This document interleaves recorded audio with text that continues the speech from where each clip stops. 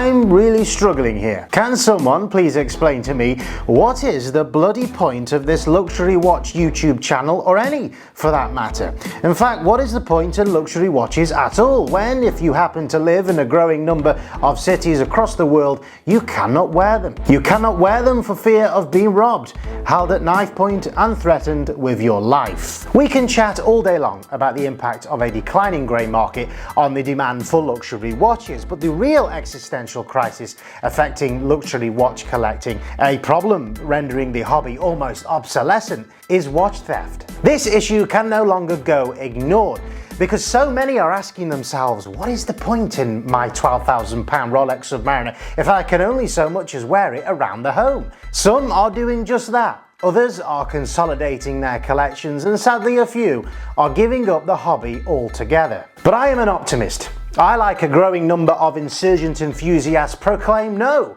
I will not cover to going wrist naked in fear of those criminal Neanderthals. There must be another way.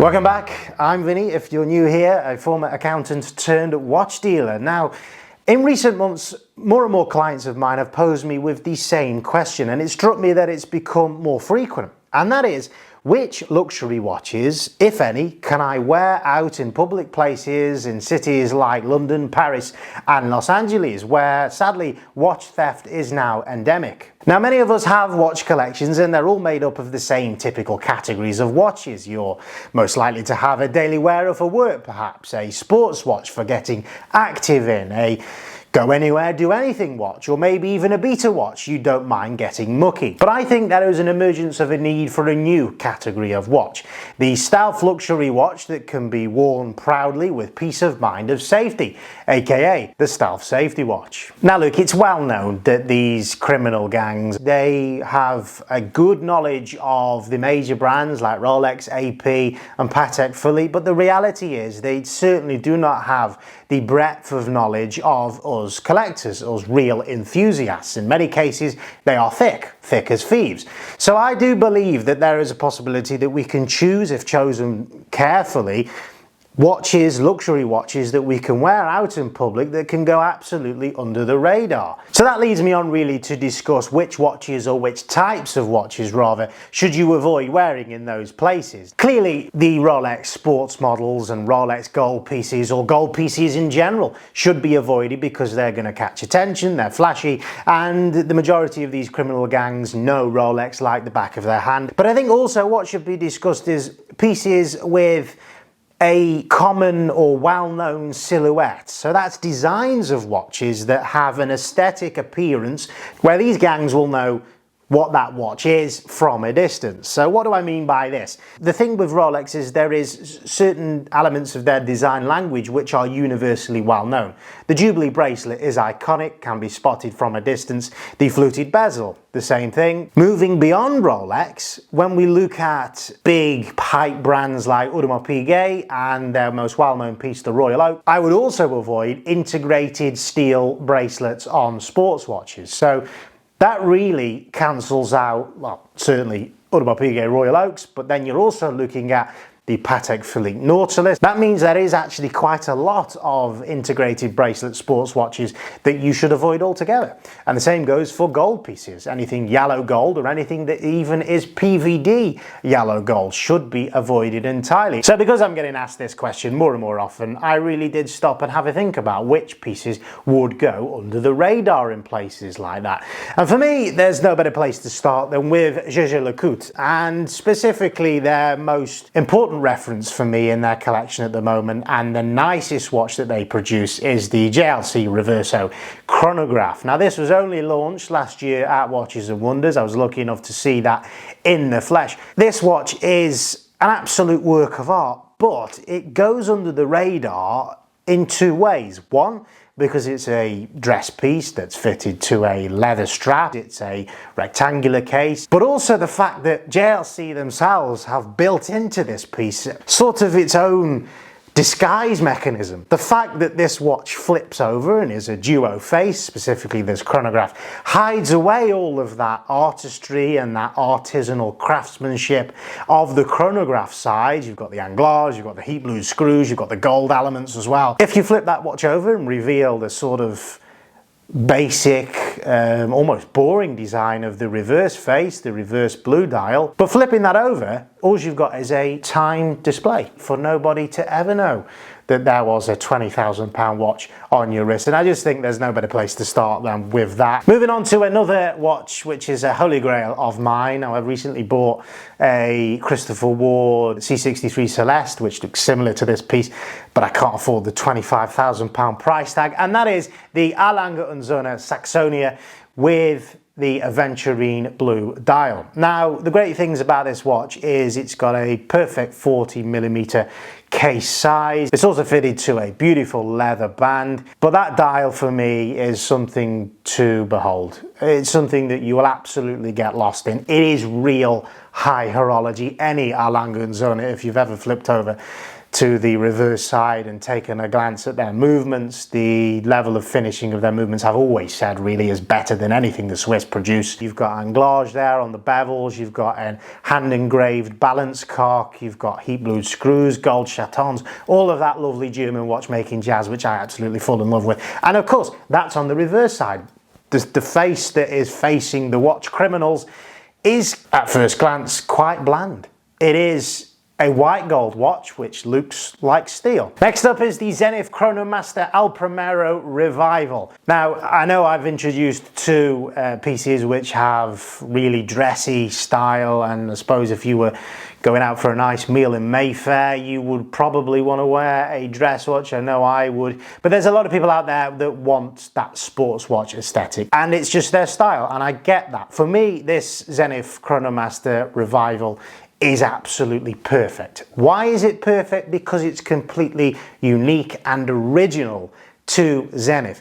This isn't a watch which is trying to be anything else. It isn't a case shape which is atypical of anything Rolex produce. It doesn't carry the silhouette that a watch criminal would be looking for. The specific reference that I would go for is this A3817. This is a modern remake of the original from 1971. It combines a very understated 37mm tonneau case shape, which would indeed go under the radar, with that iconic white tricolour dial. This is priced at £7,900, and frankly I don't think you'll find a more original steel sports watch out there. Next up is a new release by IWC. I don't think I could complete this list without talking about IWC, the Portuguese chronograph, Year of the Dragon. What a stunning watch this is. It comes in at 41.5mm case size with an absolutely beautiful red dial. That red dial, I've not really seen anything like it. I think there's a similar sort of red wine dial that Cartier do or used to do on their Tank Must line, but it's something that isn't atypical of any Rolex, any AP. I've not seen that sort of dial color before, and I just think it's absolutely beautiful paired with those gold hour markers. Of course, it is a steel watch as well. You can choose to either have this on a leather band, or if you're being more sportier, then that red rubber band. What a gorgeous piece. You flip it over and see that incredible engraving of the dragon on the rotor weight. Now next up, if we're talking about luxury watches, it doesn't really get much bigger than AP, and specifically I want to talk about the Audemars Piguet Code 1159. This is a watch which is completely misunderstood. I think a lot of people look at this and say, oh, it's a dress watch AP with a round case shape, a round dial. It seems quite boring. It's misunderstood usually by people who haven't held the watch in their hands. I was actually very close to purchasing one of these in Geneva. I was lucky enough to be offered the Code 1159 with that sort of sand beige degradé dial. This for me is just perfection. It's perfection because there's so many little details within this watch that are only appreciated if you see the watch in person.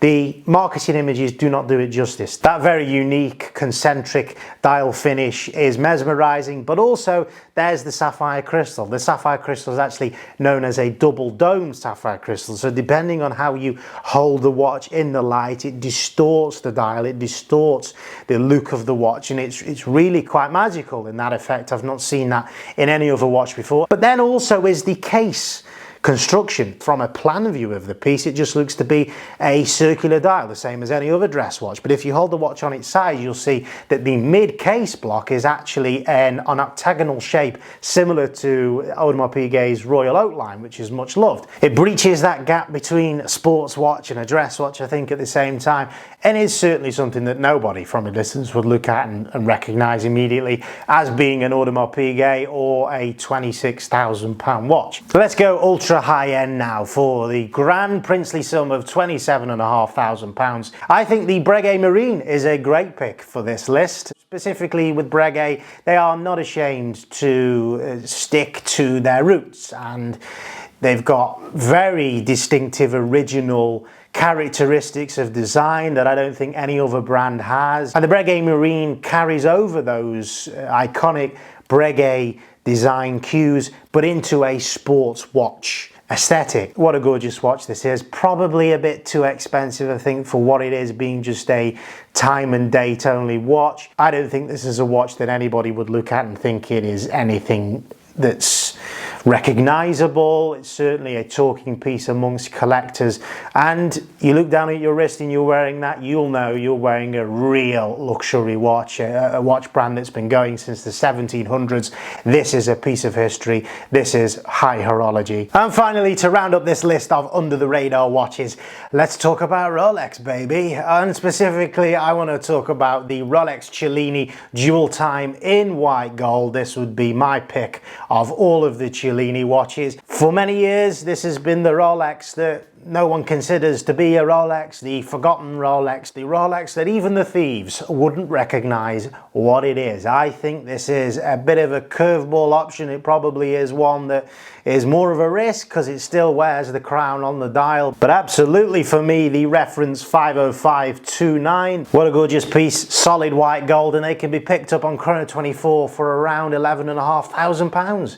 £11,500 for a solid 18 karat white gold Rolex. Wow, why would you want to spend that money on a Rolex Submariner, which will almost definitely attract unwanted attention, when you can have a solid 18 karat white gold Rolex on your wrist, which also tracks another time zone? For me, this would round up that list of my options and picks that you could possibly wear in those cities with a little bit more confidence. Let me know what your thoughts are down in the comments below. Any watches that you think go under the radar, which really are big hitting luxury watches that wouldn't catch the attention of your typical Rolex or AP. Go and check out beatthewaitlist-watches.com, and I'll see you next time.